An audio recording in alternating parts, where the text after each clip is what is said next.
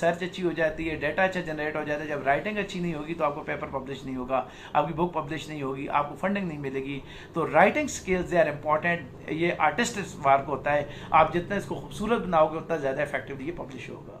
तो every student needs the guidelines about the thesis introductions and the thesis write-up, the paper write-up and the proposal write-up, and sometimes the project introduction write-up. So this is very important, that how we write up the introduction for MS thesis, BS thesis or PhD thesis.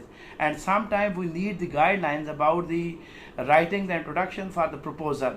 So in this lecture I just give you the glimpses and template and the basic points and the concepts that the students need every time.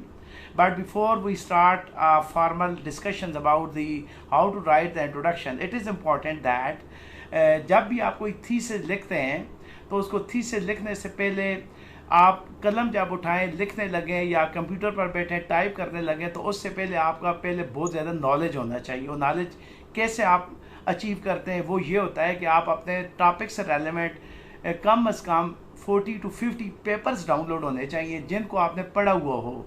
और वो जो paper होते हैं वो जब तक पढ़े हुए होंगे और उसको फिर आगे आपने लेके चलना है इंट्रोडक्शंस के लिए। तो इंट्रोडक्शन को हम इन अदर वर्ड ये कहते हैं कि जब भी आप किसी जगह प्रेजेंट होते हैं तो आपका फेस जो होता है that is the first impression. अगर आपका इंट्रोडक्शन अच्छा राइटअप वो होता है, चाहे वो प्रपोजल का है, चाहे वो MS थीसिस का है, PhD थीसिस का है या BS थीसिस का है, तो अगला जो रीडर्स होता है या एग्जामिनर होगा वो तब जाके आपके अगले चैप्टर पढ़ेगा जब आपका इंट्रोडक्शन वेल रिटन होगा और अकॉर्डिंग टू द जो गाइडलाइंस है, जो इंटरनेशनल गाइडलाइंस है, उसको फॉलो अप किया होगा।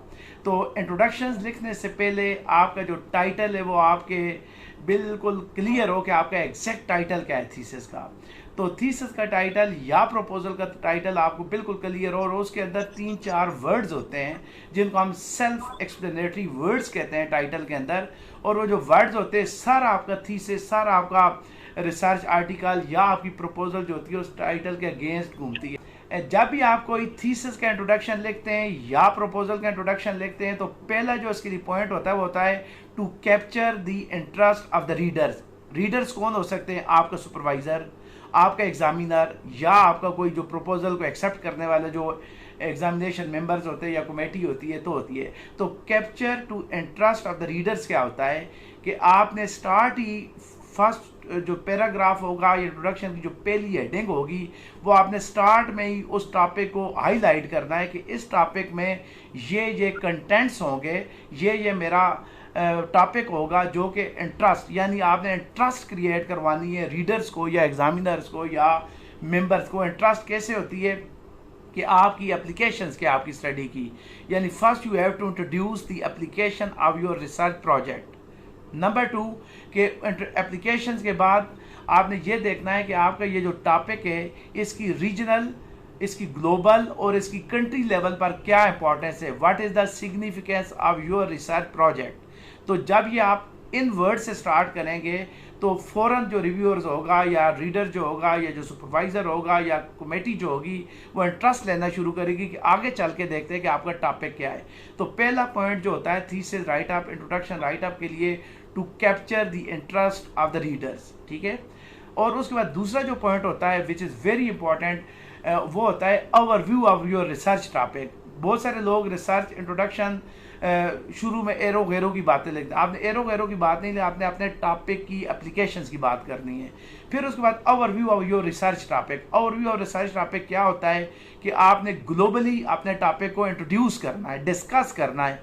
इंट्रोडक्शन को बहुत सारे लोग लिखते तो हैं लेकिन डिस्कस नहीं करते हैं। तो आपने अपने टॉपिक को ग्लोबली इंट्रोड्यूस करना है कि ये वाला जो मेरा टॉपिक है इसकी ग्लोबल इंपॉर्टेंस ये है, और उसके अंदर आपने रेफरेंस भी साइट करते जाने। इन अदर वर्ड्स आपने इंट्रोडक्शन के जो सेकंड पार्ट होगा उसके अंदर थोड़ा सा रिव्यू भी लिखना होता है, और रिव्यू में हर चीज़ में आपने अपने टॉपिक को इंट्रोड्यूस करना है। आपने ग्लोबली लिखना है कि flight all showed that this topic is vast important for the study. तो आपने उसकी ग्लोबल इंपॉर्टेंस बतानी है, फिर आपने रीजनल इंपॉर्टेंस बतानी है कि जो आपका टॉपिक है उसकी पाकिस्तान में क्या इंपॉर्टेंस है, इंडिया में क्या इंपॉर्टेंस है, और इंडिया में क्या काम हो रहा है, पाकिस्तान में क्या हो रहा है, बांग्लादेश में क्या हो रहा है, श्रीलंका में, यानी आपने अपने एशिया को रिप्रेजेंट करना है। फिर आपने कंट्री लेवल पर बताना है कि ये जो मेरा टॉपिक है, ये जो मैं काम करने जा रहा हूँ, इसमें फ़लाँ एट आल ने ये काम किया, यूनिवर्सिटी ऑफ पंजाब ने ये किया, यूनिवर्सिटी ऑफ पेशावर ने ये किया, यूनिवर्सिटी ऑफ कराची ने ये किया, क़ायद-ए-आज़म यूनिवर्सिटी ने ये किया, गुजरात यूनिवर्सिटी ने ये किया। तो आपने रेफरेंस साइट करने अपने टॉपिक को इंट्रोड्यूस करते वक्त कि इस टॉपिक पर ये काम हुआ है। लेकिन अगला जो आपका पैराग्राफ होगा वो होगा कि मिसिंग गैप क्या है प्रीवियस वर्क में, जो आज तक यानी आज की डेट तक जो टॉपिक पब्लिश हो चुके हैं या थीसिस राइट अप हो चुके हैं, तो उसके बाद क्या मिसिंग गैप थे कि आपने ये टॉपिक चूज़ किया है। तो आपने फिर अपने टॉपिक की इंपॉर्टेंस बतानी है कि मेरा ये जो टॉपिक है फ़लाँ एट आल से ऐसे डिफरेंट करता है, फ़लाँ एट आल से ऐसे डिफरेंट करता है, और इसकी ग्लोबल इंपॉर्टेंस ये है, रीजनल इंपॉर्टेंस ये है, और मेरे कंट्री के लेवल पर इसकी इंपॉर्टेंस ये, और मेरे जो लोकल चैलेंजेस हैं जो मेरे कंट्री के हैं उसको ये ऐसे सॉल्व करेगा। इसको आपने डिस्कस करना है। यानी आप जो सेकंड पॉइंट मैंने आपको बताया है, overview of your research topic, तो इसमें 3 पैरामीटर्स हो गए। Global overview of topic relevant to your research topic, number 2 regional importance of your topic, number 3 country level importance of your topic within your country. फिर उसके बाद आपने बताना है कि इन तीनों जो लेवल्स मैंने डिस्कस किए हैं विद साइटेशन, इसमें ये मिसिंग गैप थे जो कि प्रीवियस वर्क में मिस हो गए, तो मैं इन मिसिंग गैप को आगे लेके चलना जा रहा हूँ इसी टॉपिक पर। तो वो आपका मिसिंग गैप को फिल करके आपकी इंटरेस्ट डेवलप करेगा रीडर की। फिर उस चीज़ को आपने हाईलाइट करना है कि आपका जो रिसर्च प्रोजेक्ट है, इन गैप को फिल करने के लिए आप राइटअप कर रहे हो, इन गैप को फिल करने के लिए आप रिसर्च प्रोजेक्ट कर रहे हो। तो ये सेकंड पॉइंट होता है कि आपने ओवरव्यू रिसर्च प्रोजेक्ट का बताना है। अब तीसरा जो पॉइंट होता है वो ये होता है कि आपने आपके टॉपिक की कंट्रीब्यूशंस क्या है, contribution of your research topic. Contribution of your research topic ये है कि आप कौन सी टेक्निक यूज़ कर रहे हो, कौन सी मेथडोलॉजी यूज़ कर रहे हो, उसको आपने इंट्रोड्यूस करना है अपने इंट्रोडक्शन में कि what are the techniques that are going to follow in your research methodology और योर स्टडीज और योर एक्सपेरिमेंट। फिर उसके बाद आपने ये बताना है कि मेरे ये प्रोसीजर्स होंगे, ये मेथड्स होंगे, या प्रीवियस मेथड अगर किसी ने अप्लाई किए हैं तो उसमें आपने मॉडिफिकेशंस क्या किए हैं, वेरिएशंस क्या है। इंट्रोडक्शन को जब आप डिस्कशन पॉइंट ऑफ व्यू से लिखेंगे तो तब एक्सीलेंट इंट्रोडक्शन लिखा जाएगा। अगर आपने सिर्फ इंट्रोड्यूस करना है, डेफिनेशन लिखनी है, टर्मिनोलॉजी यूज़ करनी है, तो उसका कोई रीडर का इंटरेस्ट नहीं होगा, क्योंकि जो पढ़ने वाला होता है वो आपका सुपरवाइज़र है, आपका एग्जामिनर है, आपका एक्सपर्ट मेंबर है, वो आपसे उसका नॉलेज ज़्यादा होगा, तो उसको डेफिनेशन की ज़रूरत नहीं होगी, उसको टर्मिनोलॉजी की ज़रूरत नहीं होगी। तो उसको सिर्फ इंटरेस्ट ये होगा कि जो टेक्निक्स, मेथडोलॉजीज, प्रोसीजर्स या टॉपिक या कंटेंट्स आप स्टडी करने जा रहे हो उसकी क्या क्या एप्लीकेशन या क्या क्या सिग्निफिकेंस हो सकती है। तो ये तीसरा पॉइंट होता है contribution of your research topic, कि आपका जो टॉपिक है उसमें फ़लाँ टेक्निक, फ़लाँ मेथड, फ़लाँ चीज़ को हमने मॉडिफाई किया है या उसमें लिटिल बिट मॉडिफिकेशन किए, एडिशन की है, डिलीशन की है, वेरिएशन की है, तो ये आपकी कंट्रीब्यूशन हो जाएगी टुवर्ड द साइंस। अब जो फोर्थ पॉइंट होता है वो होता है कि इंटरेस्ट ऑफ द रीडर्स, कि उस आपका जो टॉपिक है, आपका जो प्रोजेक्ट है, उसको आपने इंटरेस्ट क्रिएट करनी है। Why you choose this topic, why you select this criteria, why you select this methodology, why you select these parameters or characters for your study. कि आपका जो टॉपिक है आपने इसको क्यों सेलेक्ट किया, जिसमें आपने प्रॉब्लम स्टेटमेंट बतानी है, अपना हाइपोथेसिस बताना है, तो इसको हम कहते हैं interest by the readers to your topic. इसके बाद फिर आपने बैकग्राउंड जस्टिफिकेशन देनी है। बैकग्राउंड जस्टिफिकेशन क्या होती है कि जो आपने पीछे रीडर के इंटरेस्ट को कैप्चर किया है, आपने ओवरव्यू अपने प्रोजेक्ट को बयान किया है, आपने जो पीछे लिखा है about your contribution of your topic to the research and science, उसको आपने सारे को आपने ओवरव्यू करके बैकग्राउंड जस्टिफिकेशन देनी कि ये मेरे टॉपिक की इंपॉर्टेंस है, उसकी ये एप्लीकेशन है, उसमें ये प्रोसीजर यूज़ हुए हैं, इसमें ग्लोबली ये काम हुआ है, रीजनली ये काम हुआ है, लोकली ये काम हुआ है, लेकिन मैं जो करने जा रहा हूँ इसमें ये मैं एडिशन कर रहा हूँ, इसमें ये मॉडिफिकेशन कर रहा हूँ, इसमें ये मैं नई चीज़ इंट्रोड्यूस कर रहा हूँ। तो ये इसको कहते हैं बैकग्राउंड जस्टिफिकेशन। और बैकग्राउंड जस्टिफिकेशन जो होती है 2 या 3 पेजेस का जो इंट्रोडक्शन में लास्ट जो ऑब्जेक्टिव से पहले पार्ट होता है background justification, it's a very important. इसको आप कह सकते हैं कि theme of your thesis, theme of your research proposal, theme of your book, theme of your article. तो बैकग्राउंड जस्टिफिकेशन पीछे जो आपने 10 या 15 या 20 पेजेस लिखे हैं इंट्रोडक्शन को, सब ओवरऑल को आपने प्रेजेंट करना होता है। फिर जो 5वां पॉइंट होता है वो आपके ऑब्जेक्टिव्स होते हैं। तो ऑब्जेक्टिव्स क्या होते हैं, वो आपके एक तो आपकी जो टॉपिक की इंपॉर्टेंस है वो होते हैं, दूसरा आपके पैरामीटर जो यूज़ किए वो होते हैं, तीसरा आपके आउटकम्स क्या होते हैं, एक्सपेक्टेड आउटकम्स क्या होते हैं, उसको आपने प्रेजेंट करना होता है कि my study is useful for producing data for application to the industries, for application of knowledge based economy towards the academia, university, industry, community. उसके इम्पैक्ट को ऑब्जेक्टिव की फॉर्म में आपने प्रेजेंट करना होता है। फिर उसके बाद जो आपका आखिरी ऑब्जेक्टिव होता है वो क्लिकिंग ऑब्जेक्टिव होता है, जो कि आपके मेथडोलॉजी या रिजल्ट या डिस्कशन को आगे जाके प्रेजेंट करता है। तो रीडर जो भी होगा, एग्जामिनर जो भी होगा, कमेटी मेंबर कोई भी होगा, वो आपका आखिरी ऑब्जेक्टिव पढ़ेगा कि इसके थीसिस के फ़ायदे क्या हो सकते हैं और इसके आउटकम्स क्या हो सकते हैं, उसकी एप्लीकेशंस क्या हो सकती है। तो आपका इंट्रोडक्शन थ्योरेटिकल नहीं होता है, डिस्कशन फॉर्म में होता है। और इंट्रोडक्शन लिखने से पहले जो आपको इंपॉर्टेंट पॉइंट या स्टेप्स हैं वो ये होते हैं कि आपने कम अज़ कम 30 से 40 पेपर डाउनलोड किए हों, आपके टॉपिक से रिलेटेड हों। वो आपने एक एक पेपर, एक एक वर्ड उसका पढ़ा और आपको पता हो कि मैंने कौन से सेंटेंस, कौन से वर्ड्स या कौन से रेफरेंसेस कौन से पेपर से साइट करने हैं, वो आपको बिल्कुल क्लियर हो। ये आपने इस पर ज़्यादा से ज़्यादा रीडिंग पर ज़्यादा टाइम लगाए, रिव्यू पर ज़्यादा टाइम लगाए, then you have to start writing. फिर आप राइटिंग इंट्रोडक्शन करें। दूसरा, रेगुलर डिस्कशन करें अपने सुपरवाइजर के साथ, अपनी एक्सपर्ट्स कमेटी के साथ, या आपके जो मेंटोर है उसके साथ डिस्कशन करें वीकली या पर डे के हिसाब से। तो आप उससे जब डिस्कस करोगे तो फिर आपके प्रॉब्लम स्टेटमेंट भी उसमें आएगी, बैकग्राउंड जस्टिफिकेशन भी आएगी, कुछ व्यू पॉइंट वो आपका सुपरवाइजर देगा, आपका एक्सपर्ट मेंबर देगा, फिर आपने उसको राइट अप फॉर्म में लिखना है। तो आपने सबसे पहले पेपर डाउनलोड किए, उसको रिव्यू किया, उसको आपने स्केच बना लिया कि मैंने इस पेपर का फलां पार्ट अपने इंट्रोडक्शन में यूज़ करना है और फलां एडिंग में यूज़ करना है। क्योंकि इंट्रोडक्शन को जब एडिंग की फॉर्म में, ग्राफिक्स की फॉर्म में, क्वांटिटेटिव फॉर्म में डिस्कस करोगे तो बेहतरीन इंट्रोडक्शन होगा। आप इंट्रोडक्शन में बैकग्राउंड जस्टिफिकेशन को आप ग्लोबली, रीजनली या लोकली डिस्कस करोगे तो that will be more effective introduction. और तीसरा सबसे इंपॉर्टेंट पॉइंट ये होता है कि जब आप एक पैराग्राफ लिखें तो उसको 3-4 दफ़ा खुद रीडिंग करें। आप जब 3-4 दफ़ा रीडिंग करेंगे तो आपकी इंग्लिश भी इंप्रूव होगी, आपको उसके अंदर सेंटेंस की भी जो अरेंजमेंट होगी वो भी पता चलेगी। फिर उसके बाद आप अपना इंट्रोडक्शन के 5 पार्ट मैंने बताए हैं, और ये जो 5 पार्ट है ये 10 से 15 या 20 पेजेस का आपका इंट्रोडक्शन का होता है, वो थीसिस के लिए होता है। तो आप पहला पार्ट जब लिख लें, to capture the interest of the readers about the application, about the significance, about the importance of your topic, तो आपने सुपरवाइजर को ज़रूर एक दफ़ा चेक करवाएं, आपने एक्सपर्ट मेंबर को चेक कराएं। फिर उसके अंदर आप कुछ पॉइंट डिस्कस करें, उसको रिवाइज करें, रिपीट करें। फिर दूसरा जो पॉइंट मैंने बताया वो है overview of your research topic globally, regionally and locally.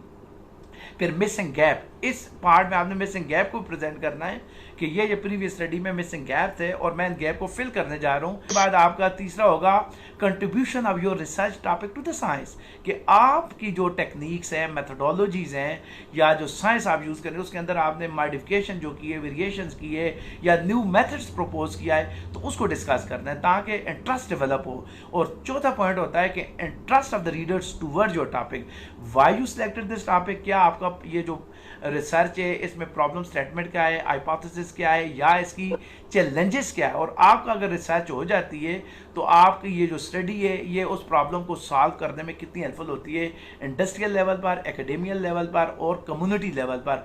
What will be the community, क्योंकि आपने ये ट्रिपल मॉडल को ज़रूर डिस्कस करना है कि आपका जो रिसर्च टॉपिक है उसकी एकेडेमिक इंपॉर्टेंस हो, उसकी इंडस्ट्रियल इंपॉर्टेंस हो और उसकी कम्युनिटी इंपॉर्टेंस। ज़रूरी नहीं होता कि हर टॉपिक से आप इंडस्ट्रियल प्रोडक्ट बनाएं, लेकिन कम्युनिटी को उसको फ़ायदा हो, क्योंकि हमारे एंड यूज़र कम्युनिटी होती है।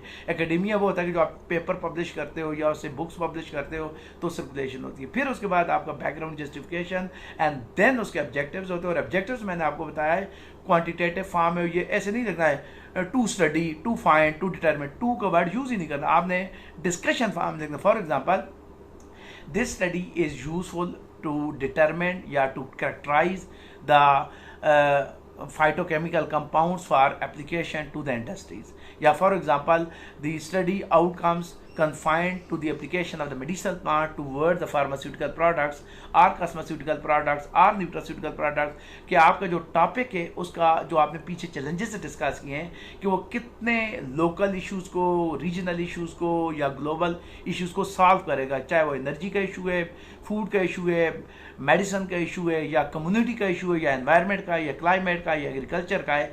तो आपका ऑब्जेक्टिव चैलेंजेस बेस्ड सोल्यूशन होने चाहिए टूवर्ड्स द कम्युनिटी। फिर उसके बाद आपका आगे दूसरे जो चैप्टर्स होंगे तो हम आहिस्ता आहिस्ता इसको देख के चलेंगे। जो आपका इंट्रोडक्शन होता है थीसिस के लिए, अगर वो बीएस का थीसिस है तो उसकी जो लेंथ होनी चाहिए 10 to 12 पेजेस होनी चाहिए, जिसके अंदर ये पांचों पार्ट कवर हों। अगर आपका एमएस का थीसिस है तो वो 10 to 15 पेजेस का होना चाहिए, जिसके अंदर ग्राफ भी हो, कोई डायग्राम हो, फिगर्स हो। अगर पीएचडी का है तो थोड़ा सा उसको डिटेल से लिखें, वो 15 to 30 पेजेस तक आप उसकी लेंथ कर सकते हैं फॉर थीसिस। लेकिन ये हार्ड एंड फास्ट रूल नहीं होता कि 10 पेजेस हों या 15 पेजेस हों या 30 पेजेस हों, लेकिन ये आपके 5 टॉपिक उसके अंदर डिस्कस हो जाए इंट्रोडक्शन में, ठीक है।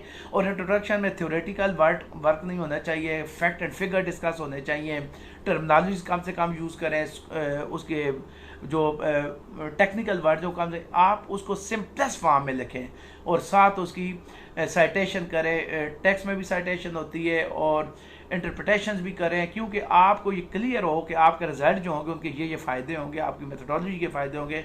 जब आपको वो चीज़ें क्लियर होंगी, आपके रिजल्ट्स, मेथडोलॉजी, तो आप अच्छा इंट्रोडक्शन डिस्कस कर सकोगे। मैं वर्ड यूज़ कर रहा हूँ इंट्रोडक्शन को डिस्कस करना, not to write introduction, just to discuss the introduction in the writing way. तो ये आपका इंट्रोडक्शन हो जाएगा। और फिर आपका उसकी प्रूफ रीडिंग आपने खुद, मैंने बताया 3 से 4 दफ़ा आपने खुद करनी है। अगर आपको कोई सीनियर है, ले में कोई पोस्ट डॉक्टरेट है या पीएचडी है, तो उसको आपने एक दफ़ा चेकअप करवाना है। फिर आपने सुपरवाइज़र को या जो आपकी कमेटी होती है, तो उसके जो पॉइंट होंगे तो उनको आपने टॉलरेंस के साथ, पेशेंस के साथ देखना है। माइट भी आपका 70% इंट्रोडक्शन अच्छा ना लिखा गया हो, उसको आपने इम्प्रूव करना है। नेक्स्ट टाइम आप जब जाएंगे तो 50% अच्छा हो जाएगा। और ये भी हो सकता है कि आपका 80% अच्छा हो जाए, 20% आप उसके अंदर और चीज़ें ऐड आप या डेल आप या जो भी करेंगे। तो आपने इसको यानी उस फॉर्म में लिखना है कि आपका जो फर्स्ट फेस है वो लोगों को इम्प्रेस करे, क्योंकि first impression is the last impression. अगर आपका इंट्रोडक्शन अच्छा लिखा होगा तो आगे जो एग्जामिनर या रीडर होगा, आगे आपके बाकी चैप्टर जो होंगे मेथडोलॉजी का या रिजल्ट्स का या डिस्कशन का या कंक्लूजन्स का, वो आगे जाके पढ़ेगा। तो any questions about the introduction, if you need any clarification, तो अच्छे पेपर पढ़ें।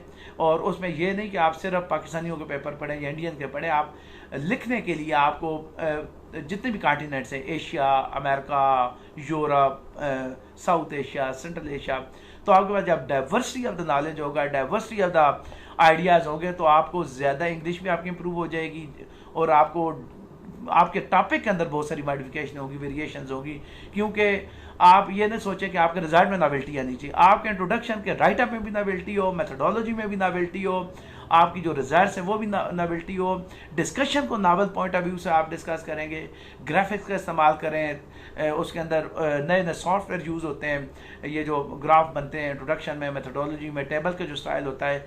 तो जब तक आपकी राइटिंग यूनिक नहीं होगी तो आपका वो पेपर, आपका वो थीसिस वो एक्सेप्टेबल नहीं होगा ग्लोबली। लोकली तो हो सकता है, रीजनली हो सकता है, but you have to competition with the global world, you have to competition with the American scientists, you have a competition with the European scientists। तो आपने अपने आप को प्रेजेंट करना है ग्लोबली। एक्ट आप लोकली करें, लेकिन thinking, writing style, review style आपका ग्लोबल होना चाहिए। तो these are the few points. और अगर कोई भी क्वेश्चन है तो I am available for any question. अगर आपको कोई भी क्वेश्चन करना है, कोई हम इस टाइम में तो उतना नहीं कर सकते हैं, तो हम एक उसमें बॉक्स डाल देंगे जिसमें क्वेश्चन करें, हम आंसर देंगे। और इसके अलावा हम व्हाट्सएप, यूट्यूब चैनल, बहुत सारी चीज़ें हैं, तो हम एक दूसरे के साथ डिस्कस करें ताकि पाकिस्तानी जो कम्युनिटी है वो अच्छी साइंस देखें। क्योंकि देखें, रिसर्च अच्छी हो जाती है, डाटा अच्छा जनरेट हो जाता है। जब राइटिंग अच्छी नहीं होगी तो आपको पेपर पब्लिश नहीं होगा, आपकी बुक पब्लिश नहीं होगी, आपको फंडिंग नहीं मिलेगी।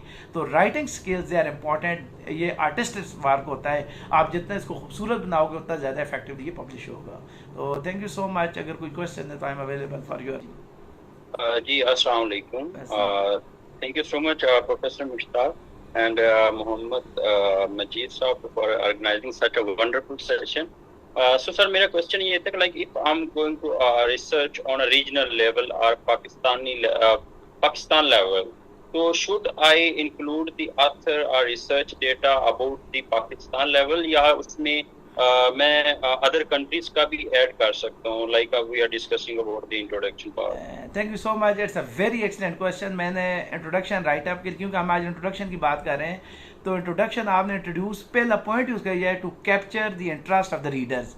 इंटरेस्ट ऑफ द रीडर्स क्या है कि उसमें रीडर सिर्फ पाकिस्तानी नहीं हो सकते हैं, रीजनल नहीं हो सकते हैं, ग्लोबली हो सकते हैं. तो आपने अपने चैलेंजेस को ज़रूर लोकली डिस्कस करना, लेकिन साथ ग्लोबल उसकी इंपॉर्टेंस भी बतानी है, यानी वर्ल्ड वाइड बताना है आपने. तब आपका टॉपिक उसकी वर्थ होगी जब आप ग्लोबली डिस्कस करेंगे.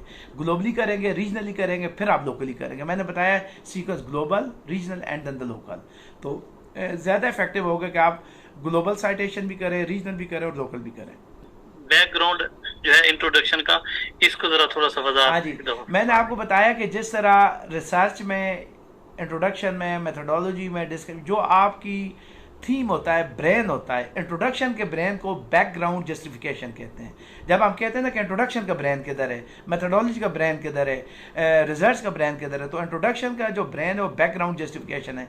बैकग्राउंड जस्टिफिकेशन वो सारे 15 से 20 पेजेस होते हैं जो आपने पीछे लिखे होते हैं, जिसमें आपने रीडर्स की इंटरेस्ट को कैप्चर किया है, रिव्यू आपने ग्लोबली, रीजनली, लोकली लिखा है, कंट्रीब्यूशन ऑफ योर टॉपिक्स लिखा है, इंट्रोड्यूस किए हैं टेक्निक्स, वेरिएशन, एवरीथिंग, और मिसिंग गैप बयान किए हैं आपके इंट्रोडक्शन में. उन सब को आपने समराइज करना है 2 से 3 पेजेस पर, जो कि ऑब्जेक्टिव से पहले होंगे. यानी आपने बताना है कि आपका जो टॉपिक है उस पर ये काम दुनिया में हुआ है, रीजनली ये हुआ है, लोकली ये हुआ है, लेकिन इसके अंदर ये चीज़ें मिस हुई हैं, यानी गैप्स हैं. तो मैं इन गैप्स को फिल करने के लिए मैं ये टेक्निक यूज़ करने जा रहा हूँ, मैं ये मेथोडोलॉजी यूज़ करने जा रहा हूँ, मैं ये डेटा प्रोड्यूस करने जा रहा हूँ. तो आपने अपनी स्टडी को हाईलाइट करना है, यानी अपनी स्टडी की इम्पोर्टेंस बतानी है कि आपकी जो स्टडी करने जा रहे हो वो आपकी जो स्टडी होगी वो मिसिंग गैप को भी फिल करेगी, मेथोडोलॉजी को भी इम्प्रूव करेगी, रिजल्ट्स को भी इंटरप्रेट करेगी. तो उसको हम कहते हैं बैकग्राउंड जस्टिफिकेशन, यानी जिसमें आपने प्रॉब्लम स्टेटमेंट भी दे दी, चैलेंजेस भी दे दिए, और उनके सोल्यूशन के लिए अपनी मेथोडोलॉजी बता दी. इंट्रोड्यूस करना है, अपनी मेथोडोलॉजी को इंट्रोड्यूस करना है कि आप इन चैलेंजेस को या गैप्स को ऐसे सॉल्व करने जा रहे हो. ये होता है बैकग्राउंड जस्टिफिकेशन, यानी where you highlight the global, regional, local, और आपने प्रॉब्लम स्टेटमेंट, आपका हाइपोथेसिस क्या है, और आपका जो डेटा जनरेट होगा वो कितना यूजफुल होगा इन प्रॉब्लम्स को, इन चैलेंजेस को सॉल्व करने के लिए. तो सारे चीज़ को हम 2 to 3 पेजेस को हम बैकग्राउंड जस्टिफिकेशन कहते हैं. और इस बैकग्राउंड जस्टिफिकेशन की बेस पर आगे आपके ऑब्जेक्टिव्स होते हैं, 3, 4 या 5 ऑब्जेक्टिव्स होते हैं जो नैरेटिव फॉर्म में होते हैं, क्वालिटेटिव फॉर्म में होते हैं, और उसमें आपने टू द पॉइंट या फैक्ट आपने लिखना होता है, लेकिन उनको आपने to find, to determine, to characterise, to का वर्ड यूज़ नहीं करना है, नैरेटिव फॉर्म में यूज़ करना है कि this study is conducted to solve this issue. Okay, what is your suggestions about making different sections in introduction? Yes. वो section होंगे लाइक, मैं बताता हूँ, बैकग्राउंड हिस्ट्री. मैं बताता हूँ. आपने 5 चीज़ों को ज़हन में रखना है, जो मैंने 5 चीज़ें डिटेल से बताई हैं.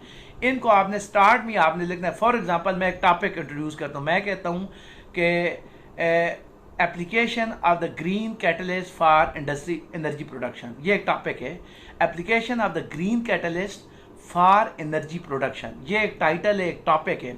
अगर इसका मैंने इंट्रोडक्शन लिखना है तो मैं कैसे लिखूंगा? इसका टाइटल ये एप्लीकेशन ऑफ ग्रीन कैटलिस्ट, तो आपने सबसे पहले लिखना है green catalyst for energy production.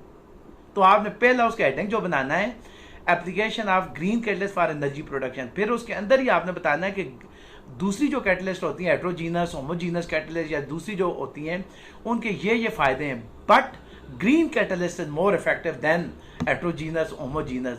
तो उसमें आपने इंपॉर्टेंस बता दी अपने टॉपिक की. फिर आपने ग्रीन कैटलिस्ट पर ओवरव्यू लिखना है. तो आपने लिखना है a global overview on application of green catalyst. यानी आपका जो भी इंट्रोडक्शन है आपके उसी टाइटल के इर्द गिर्द घूमेंगे, जो 5-6 वर्ड्स हैं. फिर उसकी तीसरी हेडिंग क्या होगी? Technique use for the synthesis of the green catalyst, कि उसमें कौन कौन सी टेक्निक यूज़ की गई हैं उनको बनाने के लिए.